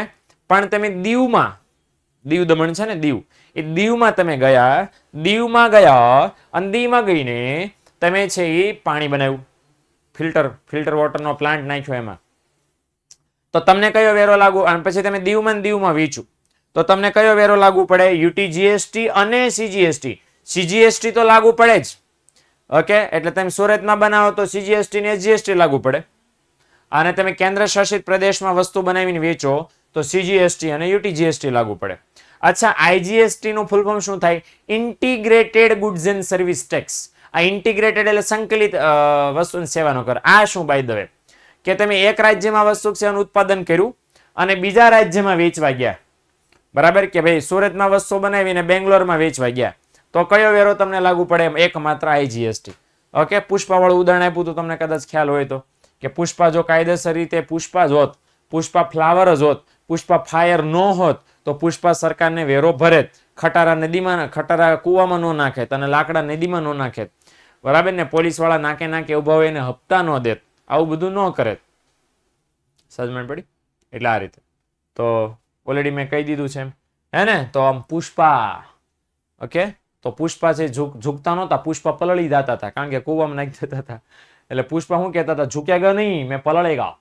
તો પુષ્પા પલળ जाता था. पुष्पा पोते नहीं पलड़ता था, पुष्पा लाकड़ा को पलड़ देता था, पूरे खटेरे को पलड़ देता था, क्योंकि उसको जीएसटी सीएसटी भरने का नहीं था, है ने. चलो तो ओके, આગળ વધીએ. ત્યાર પછી આપણે કેન્દ્ર સરકારનો જીએસટી, રાજ્ય સરકારનો જીએસટી, સીજીએસટી, યુટીજીએસટી અને સીજીએસટી. ઓકે. તો એ આપણે ઓલરેડી આ જોઈ લીધું છે. તો આ ગણતરી કરી છે એની બી. માની લો કે 18% કોઈ વસ્તુ પર જીએસટી હોય તો 50% કેન્દ્ર સરકાર અને 50%. ઓકે. એ પણ કહેતો હશે કે મને વેરો ભરતા ન આવડે. ના, તો ઢીબી નાખે. આટલા બધા લાકડા કાપીને ખટારામાં ભરતા આવડે ને વેરો ભરતા ન આવડે? ટીપી નાખે ને પોલીસ વાળા કે ભોપેશ અમને હું ફ્લાવર સમજા. પોલીસ વાળા સામે ડાયલોગ મારે કે અમને હું ફ્લાવર સમજા છે, ફાયર તો અમને થતા આવડે છે. આવા ડાયલોગ અમારી સામે નહીં મારવાના. તો એ સીધી જ છે, જોઈ લો ને તમે કે પુષ્પાએ છે એ ડાયલોગ આવા કોઈને મારે છે? પેલા ગુંડાઓ સામે, પોલીસ સામે. જી સાહેબજી, સીધી વાત છે. તો ખટારો કેમ કુવામાં નાખવો પડે? પોલીસની બીકથી. સ્વાભાવિક છે ને, પોલીસથી તો બીવું પડે ભાઈ, નહીં તો પોલીસ છે. ચાલો આગળ વધીએ આપણે. તો આ જો integrated goods and service tax આવી ગયું. હા, ડન. ઓકે. તો મેં કહી દીધું કે આંતરરાજ્ય ઇટ મીન્સ કે એક રાજ્યમાંથી અન્ય રાજ્યમાં, જો એવું લખ્યું છે કે સુરતનું ઉત્પાદક બેંગ્લોરમાં એટલે કે બીજા રાજ્યમાં વસ્તુ વેચવા જાય તો એનો પર લાગતા વેરાને આઈજીએસટી કહી શકો. ડન. તો આ વસ્તુ છે. ભારતમાં બે વસ્તુ છે. જીએસટી નું અમલીકરણ આપણે જોઈ લે. કાઉન્સિલની રચના કરી છે.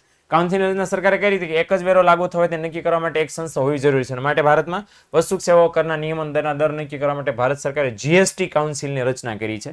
અને આ કાઉન્સિલનું કામ શું છે? કાઉન્સિલ છે નક્કી કરે કે જીએસટી નો કરવેરાનો દર કઈ વસ્તુ પર લાગુ પડશે, કેટલો લાગુ પડશે, એની ભલામણ દર 3 મહિને કરે, એની પ્રમાણેનો અમલ થાય. કાઉન્સિલના હેડ કોણ? તો કે ભારત દેશના નાણામંત્રી.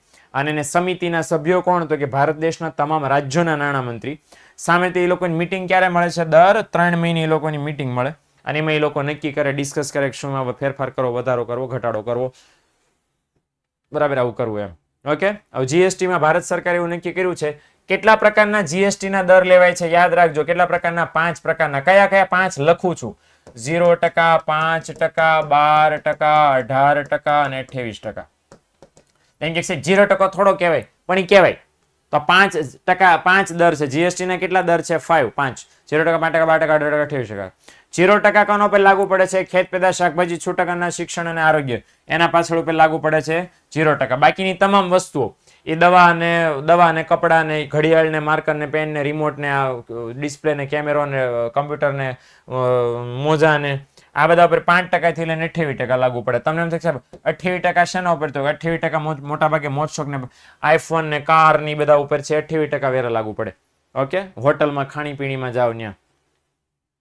હાલો, રાજ્યને વળતરની શું વાત છે? ઘણા બધા રાજ્યોને જીએસટી ના કારણે જો આર્થિક નુકસાન મતલબ વેરાની આવક ઘટી જવાની હોય જીએસટી ના આવવાના કારણે, તો સરકારે 5 વર્ષ સુધી કેટલા વર્ષ સુધી પૈસા આપવાનું કીધું? 5 વર્ષ સુધી અમે તમને મદદ કરશું, ટેન્શન નોટ. ઓકે, અમુક વસ્તુ એવી છે કે સરકારે જેનો સમાવેશ જીએસટી નથી કર્યો એના ઉપર જૂના જ પરોક્ષ વેરા હજી પણ લાગે છે. કઈ વસ્તુ ઉપર જૂના વેરા લાગે છે? ઓકે, તો અહીંયા ઉદાહરણ આપ્યું છે. યસ, પેલું અહીંયા લખ્યું છે માનવ વપરાશ માટેનો આલ્કોહોલિક લીકર, મતલબ સાદી ભાષામાં दारू. ओके, पीने का, दारू पीने का, तो दारू नहीं पीने का, क्यों नहीं पीने का? क्योंकि उसमें माना टल्ली हो जाता है, बराबर ने, लथड़ जाता है ना, लथड़ जाता है. તો એ નો પીવાય કારણ કે દારૂબંધી છે. બાય ધ વે કદાચ ઇન કેસ ગુજરાતમાં દારૂબંધી ન હોત અને દારૂ વેચાતો હોત તો પછી છે એના ઉપર જીએસટી ન લાગે, તેના ઉપર જૂના જે વેરા છે કસ્ટમ ડ્યુટી ને જકાત ને એ બધું છે એ બધું લાગે. અત્યારે બાય ધ વે ગુજરાતમાં પેટ્રોલિયમ પેદાશો વેચાય છે એટલે એના ઉપર લાગે છે જૂના વેરા, બરાબર. પેટ્રોલ પર જીએસટી લાગે ને પેટ્રોલિયમ સસ્તું થઈ જાય. તો બરાબર, જો આ ભારત સરકારે છે બધી બેઠકો બોલાવીને કીધું કે આપણે આમ કરવાનું તેમ કરવાનું ફલાણું ઢીકડો વગેરે વગેરે.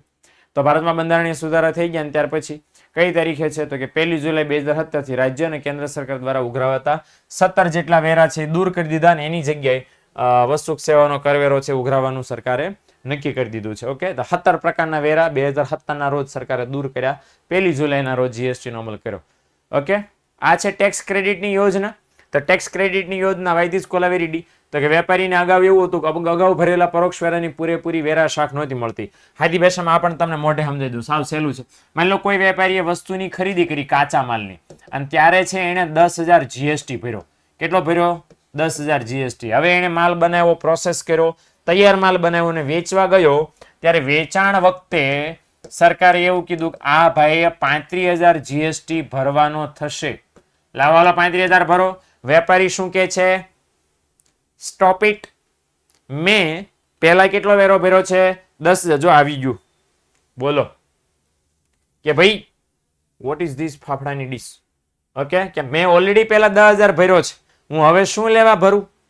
એટલે વેચાણ વખતે મતલબ બીજી વખતે કેટલો વેરો ઓછો ભરવાનો થાય? 10,000 વેરો બાદ મળે. અને હવે કેટલો વેપારીએ વેરો ભરવાનો થાય? 25,000. મતલબ એમ થયો કે વેપારીએ છે અગાઉ ભરેલો જીએસટી બાદ મળે. શું મળે? બાદ. એને મજરે મળ્યો કહેવાય, કે હક છે તમને બાદ મેળવવાનો. ઓકે, એને મજરે મળ્યો એમ કહેવાય. તો પહેલા જો લખ્યું છે કે પહેલા 35,000 ભરી દીધા છે અને હવે બીજી વાર જયારે ભરવાના થયા ત્યારે 40,000 ભરવાના થયા. તો અગાઉ 35,000 ભરી દીધા તો 40 માં 35 બાદ જાય તો હવે કેટલા ભરવા પડે? આ યોજનાને કહેવાય ટેક્સ ક્રેડિટ યોજના. પહેલા એવું નહોતું મળતું, જીએસટી આવવાના કારણે વેપારીને મળવા માંડ્યું. તો this is this fafda dish. Okay, હવે આ હું છે ને સમજાવતો નથી કારણ કે આની અંદર બસ માત્ર એન્ટ્રીઓ છે. વધીને 3 કે 5 માર્ક્સમાં પૂછે ખાલી એવું ફોર્મેટ છે એ તમારે કરવાનું થશે. ઓકે, કદાચ આમાં કોઈ ન સમજાય તો મને પાછળથી ઓલરેડી મેં પેઇડ બેચમાં સમજાવી છે લેક્ચરમાં ડિટેલમાં એક એક એન્ટ્રી શું કહેવા માંગે છે, પણ અત્યારનો કોઈ મતલબ નથી. અત્યારે માત્ર એન્ટ્રી છે. ઓકે, એટલે આ બધા ખાતાઓ છે. આ કેન્દ્ર સરકારનું છે.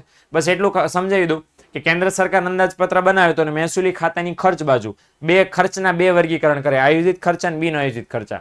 આયોજિત ખર્ચા કોને કહેવાય? જેના માટે સરકારે અગાઉથી આયોજન કરેલું હોય અને આયોજનમાં હેતુ પ્રમાણે એ લોકો ખર્ચા કરે તો આયોજિત ખર્ચા છે.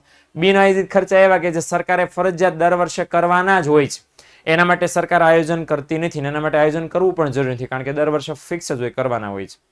અને રાજ્ય સરકાર કઈ રીતે ખર્ચનું વર્ગીકરણ કરે? મહેસૂલી ખાતાની ખર્ચ બાજુ તો રાજ્ય સરકાર વર્ગીકરણ કરે છે વિકાસલક્ષી ખર્ચા અને બિન વિકાસલક્ષી ખર્ચા. બિન વિકાસલક્ષી ખર્ચા કયા કહેવાય? કે એવા વિકાસલક્ષી પહેલા સમજી લો. વિકાસલક્ષી ખર્ચા એટલે એવા ખર્ચા કે જે કરવાથી દેશના કે રાજ્યના વિકાસને સીધો પ્રત્યક્ષ લાભ મળે. રસ્તા બનાવે તો રસ્તા બનાવે વાહન વ્યવહારની સુવિધા વિકસી ગઈ, વાહનો ઝડપથી આવી શકશે, આયાત નિકાસ વસ્તુની હેરફેર ઝડપી બની જશે, તો એ સીધો લાભ થયો દેશના વિકાસને. તો એ વિકાસલક્ષી ખર્ચા કહેવાય. અમુક ખર્ચા છે બિન વિકાસલક્ષી છે, મતલબ સરકારી ખર્ચા કરે છે, કરવા પડે છે, પણ એનાથી લાંબા ગાળે દેશને પરોક્ષ લાભ મળે એને બધા બિન વિકાસ. દાખલા કે કર્મચારી નિવૃત્ત થઈ ગયો પછીનું જે પેન્શન અને નિવૃત્તિ પછીના અન્ય લાભ એ માટે સરકાર જેટલા રૂપિયા વાપરે એ બિન વિકાસલક્ષી ખર્ચા કહેવાય. ઓકે, તો આ બધું છે કેન્દ્ર સરકાર અને રાજ્ય સરકારનું. ઓકે, તો આ બધાને જગ્યાએ આ જેટલા વેરા છે આ બધાની જગ્યાએ, ઓકે માફ કરજો, હા, તો આ બધા વેરા અત્યારે કેન્સલ થઈ ગયા છે. એની જગ્યાએ માત્ર કયો વેરો આવી ગયો છે? જીએસટી. ઓકે, તો આ બધા છે ખાલી ફોર્મેટ ફિક્સ. આ પૂછાવાની શક્યતાઓ બહુ ઓછી છે પરીક્ષામાં, પણ જો પૂછાશે તો 5 માર્ક્સમાં પૂછાય. રાજ્ય સરકારનું અંદાજપત્ર, કેન્દ્ર સરકારનું અંદાજપત્ર, એવી રીતે. ઓકે સર, સેક્શન ડી માં પૂછાય અંદાજપત્રમાં દર્શાવાતી ખાધને અર્થ જણાવો. તો આમાં ખાધ જ છે તો ખાલી અર્થ જ લખવાનો. સેક્શન બી માં કે ડી માં? તે ડી લખ્યું છે દીકરા. તો અંદાજપત્રમાં દર્શાવાતી ખાધનો અર્થ જણાવો. તો 4 ખાધ છે. હા, તો 4 લખવાના બેટા. 4 થયા ને, ડી માં છે, 3 માર્ક્સનો સવાલ છે. તો 4 વ્યાખ્યા તો લખવી પડે ને તમારે. ઓકે, અને બાય ધ વે ખાધની વ્યાખ્યા નથી, ખાધવાળા અંદાજપત્રની વ્યાખ્યા છે. એટલે આપણે આ 4 જે છેલ્લે ચોપડીનો જે છેલ્લો ટોપિક આપો તનિષા, એ જ આપણે સમજાવવાના છે, હે ને. ડિટેલ્સમાં લેવા આપવાની, 3 માર્ક્સમાં 3 વ્યાખ્યા લખો તો પણ ડન છે. ઓકે, સ્થાનિક સ્વરાજ્યની સંસ્થાઓ પૂછે તો કેટલી છે? ટોટલ 5 છે. 5 સંસ્થાઓ છે, અને 5 સંસ્થાઓ પોતપોતાના વિસ્તાર માટે અંદાજપત્ર બનાવે છે. અને આ છે એસએમસી નું અંદાજપત્ર, મ્યુનિસિપલ કોર્પોરેશન નું અંદાજપત્ર. ઓકે, પંચાયત વાળું ખાસ એક સમજી લે ફટાફટ. પંચાયત કેટલા વ્યક્તિની સભા છે? 5 વ્યક્તિની સભા છે. અને એ પ્રમાણે છે બંધારણમાં એવી છૂટ છે કે દરેક ગામડાએ ગ્રામ પંચાયત પોતાનો વિકાસ પોતાની રીતે યોજના બનાવી શકે. પૈસા કઈ રીતે ભણે? તો કે રાજ્યના નાણાં પંચની ભલામણ મુજબ એને નાણાં ફાળવવામાં આવે છે. ઓકે, અને વર્તમાન સમયમાં શું થાય છે? કેન્દ્ર સરકાર પોતે જ પંચાયતના ખાતામાં સીધા એના નાણાં જમા કરાવી દે છે. એટલે હવે ગ્રામ પંચાયતોએ આધાર રાખવો નથી પડતો રાજ્ય સરકાર ઉપર, કારણ કે કેન્દ્ર સરકાર સીધા નાણાં જમા કરાવી દે છે. એ એક મોટો આપણો ફાયદો છે. આવકના સોર્સિસ કયા છે? મતલબ ક્યાંથી પંચાયતને આવક મળે છે? તો 3 સોર્સિસ છે. કે પેલું બંધારણમાં માન્યતા હોય અને રાજ્ય સરકારે પરમિશન આપી હોય એવા વેરા એ ગામડાના લોકો પાસેથી ઉઘરાવી શકે, એ આવક. બીજું, કેન્દ્ર સરકાર સીધા પૈસા જમા કરે, એ. ઓકે, અને રાજ્યની અલગ અલગ યોજનાઓ છે એનો અમલ ગામડાએ કરવાનો હોય, એ અમલ કરવા માટે જેટલા રૂપિયા મળે એ.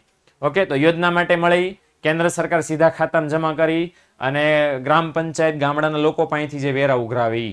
આ 3 આવક પંચાયતને મળે. ખર્ચા કયા કયા કરે? તો કે ગામડાની સફાઈ, ગામડામાં દવાખાનું ખોલે, અને રસ્તાઓ બાંધે, અને આ બધી સુવિધા કામ છે એ ગ્રામ પંચાયતના કામ છે. ઓકે, તો 3 કામ અને 3 ખર્ચા 2 માર્ક્સમાં મોસ્ટ ઓફ પૂછાય છે. 2 અથવા 3 માર્ક્સમાં ખાસ ધ્યાનમાં લેજો. ખાધના પ્રકારો 4 છે, 1 2 3 4. ઓકે, તો એ ફટાફટ આપણે જોઈ લઈએ. પહેલી ખાધ છે મહેસૂલી ખાધ. આ મોસ્ટ કોમન છે, મોસ્ટ ઓફ આવતી જ હોય છે. અને આ ક્યાં જોવા મળે છે? અંદાજપત્રના માત્ર ને માત્ર મહેસૂલી ખાતામાં જોવા મળે છે. તો જ્યારે પણ અંદાજપત્રમાં મહેસૂલી આવક કરતા શું વધી જાય? મહેસૂલી ખર્ચ છે એ વધી જાય. મતલબ મહેસૂલી આવક ઓછી, મહેસૂલી ખર્ચ વધુ. અહીંયા વધુ ઓછું લખી નાખો, તમને ખ્યાલ આવે. ઓકે, તો મહેસૂલી આવક ઓછી હોય, મહેસૂલી ખર્ચા વધારે હોય, ત્યારે ખાધ ઉદ્ભવે. અને આ ખાધ આવી મતલબ એમ કે સરકારના ખર્ચા છે એ વધારે ને આવકો કેવી છે? ઓછી.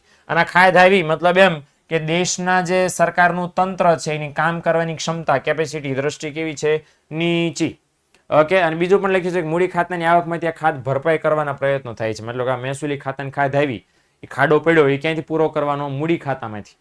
ઓકે, હવે બાય ધ વે મૂડી ખાતામાં ખાધ આવી તો આ બીજી છે અંદાજપત્ર ખાધ. અંદાજપત્રની ખાધ કે અંદાજપત્રમાં આપણને ખબર છે કે 2 ખાતા આપણે બનાવીએ, મહેસૂલી ખાતું અને મૂડી ખાતું. આખું બધું બનાવી નાખ્યું, આખું અંદાજપત્ર બનાવી નાખ્યું. અંદાજપત્ર બનાવ્યા પછી તમે ખર્ચ બાજુનો સરવાળો કરો બધું, આવક બાજુનો સરવાળો કરો બધું. એ બધું કર્યા પછી ટોટલ તેમ ગ્રાન્ડ ટોટલ, છેલ્લો ટોટલ મારો. અને એમાં છે એ ખાસ અહીંયા કીધું છે કે કુલ આવક આટલો. તો મૂડી મહેસૂલી વધતા તમારે લેટેસ્ટ લોચો યાદ ન રાખવો હોય એમ થાય કે કુલ આવક કરતા છે એ કુલ ખર્ચ શું હોય? વધારે. તો એને કેવી ખાધ કહેવાય? અંદાજપત્રીય ખાધ કહેવાય. એટલે આખા અંદાજપત્રની ટોટલ આવકો કરતા આખા અંદાજપત્રના ટોટલ ખર્ચા વધુ છે, તેને અંદાજપત્રની ખાધ કહી શકો. અને આ અંદાજપત્રની ખાધ પૂરી કરવા માટે સરકાર ક્યાંક પૈસા ઉપાડે? આરબીઆઈ પાસેથી. અચ્છા, કેન્દ્ર સરકારને અંદાજપત્રીય ખાધ આવે તો આરબીઆઈ પાસે પૈસા ઉપાડે, અને રાજ્ય સરકાર અંદાજપત્રની ખાધ આવે તો કેન્દ્ર સરકાર પાસે પૈસા ઉપાડે. બધા એકબીજા પાસેથી ઉછીના લે. ઓકે, ગજબ છે, ગજબ બાકી. ઓકે, તો રાજ્ય સરકારને અંદાજપત્ર ખાધ આવી કોઈની પાસે જાય? કેન્દ્ર સરકાર. કેન્દ્ર સરકાર પાસે કોઈની પાસે જાય? આરબીઆઈ પાસે. આરબીઆઈ પછી કોઈની પાસે ન જાય, કારણ કે આરબીઆઈ અંદાજપત્ર બનાવતી જ નહીં ભાઈ, સીધી સિમ્પલ વાત છે. અચ્છા, રાજકોષીય ખાધની આપણે વાત કરી લઈએ તો રાજ્ય સરકાર બજારમાંથી જે નાણાંનું ધિરાણ મેળવે એને મૂડી ખાતાની આવક કહેવાય, પણ હકીકતમાં તે શું છે? દેવું. ઓકે, એટલે આપણે જે લોન લઈએ છીએ, આપણી ભારત સરકાર જે લોન લે છે ઉછીના નાણાં, એ શું છે હકીકતમાં આવક. લોન લે એટલે પૈસા મળે આવક કહેવાય, પણ હકીકતમાં શું છે દેવું. ઉછીના છે ને એકને એક સમય તમારે પાછા દેવા પડશે. એટલે રાજકોષીય ખાધ મેળવવા માટે શું કરવું પડે, તો કે જે અંદાજપત્રની ખાધ હતી અને આ દેવું કર્યું હતું, એ બેનો શું કરવો પડે, સરવાળો. ઓકે, તો એ બેન સરવાળો કરો એટલે મૂળ તમારે આ સૂત્ર યાદ રાખવાનું છે. ઓકે, તો વ્યાખ્યા બની જશે કે અંદાજપત્રની ખાધમાં બજારમાંથી મેળવેલ દેવાની રકમ ઉમેરતા જે ખાધ મળે ને કેવી ખાધ કહેવાય, રાજકોષીય ખાધ કહેવાય, જે હંમેશા અંદાજપત્રની ખાધ કરતા કેવી હોય, વધુ. અંદાજપત્રની ખાધ નાની અને રાજકોષીય ખાધ મોટી. એમ કેમ? કારણ કે ભાઈ અંદાજપત્રની ખાધમાં પ્લસ થાય છે એટલા માટે આ મોટી હોય ને નાની હોય. ઓકે, હાલો નંબર 4 ત્યાર પછી લાસ્ટ બટ નોટ લીસ્ટ અને છે પ્રાથમિક ખાધ. તો રાજકોષીય ખાધમાંથી વ્યાજની ચૂકવણી બાદ કરો એને શું કહેવાય, પ્રાથમિક ખાધ. કયું વ્યાજ? તો વ્યાજ કયું? જે ઓલી લોન લીધી હોય ને ભૂતકાળમાં, લોન ભૂતકાળમાં લીધી છે પણ તમે એનું વ્યાજ તો હજી દર વર્ષે ચૂકવી રહ્યા છો. એટલે લીધેલી લોનનું વ્યાજ જે આપણે દર વર્ષે ચૂકવી રહ્યા છે કોને, તો કે આરબીઆઈ પાસે લીધી હોય તો આરબીઆઈ ને, લોકો પાસે લીધી હોય લોકોને, અને આઈએમએફ કે કોઈ વિદેશી સંસ્થા પાસેથી લીધી હોય તો એને, એ દર વર્ષે ચૂકવી રહ્યા છે. ક્યાં સુધી ચૂકવવું પડશે? લોન પૂરી ન થાય ત્યાં સુધી. એને આપણે પ્રાથમિક ખાધ કહીએ છીએ. હજુ લખ્યું છે કે રાજ્યને દેવાના વ્યાજની ચૂકવણી બોજો સર્જે છે, પણ આ બોજો વર્તમાન કામના કારણે નથી. એટલે આ જે વ્યાજ સરકાર અત્યારે ભરી રહી છે એની લોન અત્યારે થોડી લીધી છે, લોન તો ભૂતકાળમાં લીધી હતી. એટલે અહીં લખ્યું છે, સમજાવ્યું છે કે દેવું ક્યારે થયું હતું, ભૂતકાળમાં. એનું વ્યાજ આપણે અત્યારે ભરી રહ્યા છીએ, માટે વ્યાજને, કારણ કે વ્યાજ તો છતાંય ખર્ચો છે. લોન પ્લસ કરો તો લોનનું વ્યાજ પ્લસ કેમ નહીં? હમણાં આગળ આપણે લીધું પ્લસ કરીને લોન રાજકોષીય ખાધ મેળવવા માટે અંદાજપત્ર વત્તા સરકારે લીધેલું લોન સરકારે મેળવી લેવું. લોન પ્લસ કરી તો લોનનું વ્યાજ પ્લસ કેમ નહીં? તો એનું લોજિક આ કે લોન ભૂતકાળમાં લીધી છે, વ્યાજ દર વર્ષે કરંટમાં તમે ભરી રહ્યા છો. એટલે દેવું ભૂતકાળનું છે, ભૂતકાળના દેવાનું વ્યાજ અત્યારે ભરી રહ્યા છીએ, માટે દેવું શું થાય, સોરી દેવાનું વ્યાજ શું થાય, બાદ થાય.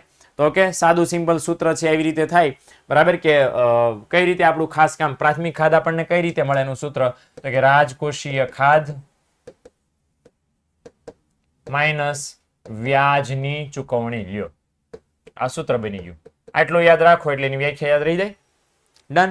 હવે આ જે ખાધ છે એનું નીતિ વિષયક એમસીક્યુમાં ઘણીવાર પૂછાય કે કઈ ખાધ ભારતમાં નીતિ વિષયક રીતે મહત્વની નથી, તો પ્રાથમિક ખાધ. ઓકે, પ્રાથમિક ખાધનું મહત્વ ભારત દેશમાં એટલું બધું કઈ મહત્વમાં ધ્યાનમાં લેવામાં આવતું નથી. કેમ? મહેસૂલી મૂડી ખાધ જ એવડી બધી હોય કે બધાને સંભાળવાની જરૂર પડે નહીં. ઓકે, ડન છે. હાલો, હવે અંદાજપત્રની અસરો આપણે જોઈ લઈએ. તો અંદાજપત્રની અસરો કઈ કઈ છે? તો પહેલી અસર એ છે કે સરકારમાં ડિસિપ્લિન આવે. શું આવે? ડિસિપ્લિન. કઈ ડિસિપ્લિન આવે? સરકાર વધારે પડતા નાણાં વાપરી ન નાખે અને સરકાર વધારે પડતી લોન લઈ ન લે. કેમ? કારણ કે સરકારને બે ખબર છે કે આવક કેટલી, ખર્ચા કેટલા. એટલે સરકાર ખર્ચા કેટલા કરે, આવક છે એને ધ્યાનમાં રાખીને ખર્ચા કરવાનો પ્રયત્ન કરે. હે ને? એટલે પહેલો ફાયદો શું થાય? સરકાર છે એ એક જ મિનિટ દીકરો. હા, તો સરકાર છે એ ખર્ચા માપે કરે, અને સરકાર ખર્ચા માપે કરે અને ડિસિપ્લિનમાં આવી ગઈ કહેવાય. ઉપરાંત લખ્યું છે કે વિવિધ ક્ષેત્રો વચ્ચે નાણાંની ફાળવણી આર્થિક અને સામાજિક મહત્વના ધોરણે થાય. ઓકે, જે નાણાં ફાળવાય, અંદાજપત્ર બનાવો તો ફાયદો શું થાય કે ભારતના દેશના બહુ બધા ક્ષેત્રો છે. મેઇન 3 આપણે ગણીએ છીએ, ઉદ્યોગ, ખેતી અને સેવા. એ તો 3 મુખ્ય છે. એની નીચે પેટા કેટલા બધા ક્ષેત્રો છે.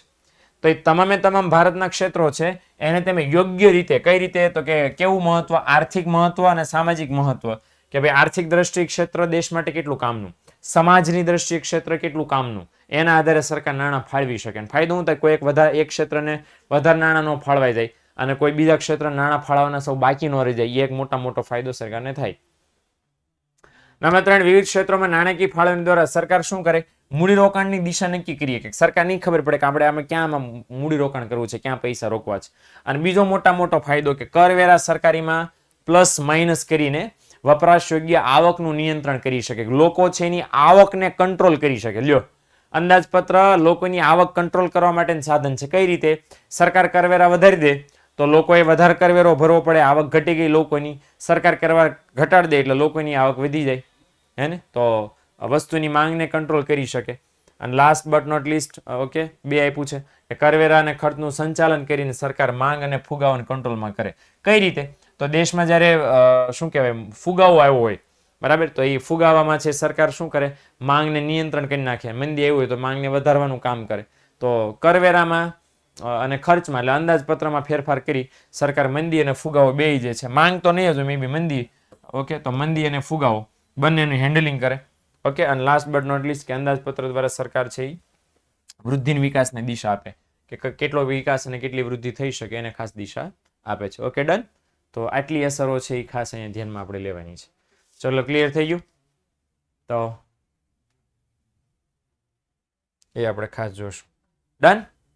ઓકે, ચલો ડન. મળીએ આપણે નેક્સ્ટ લેક્ચરમાં. ત્યાં સુધી આવજો. Tata, bye bye. સી યા.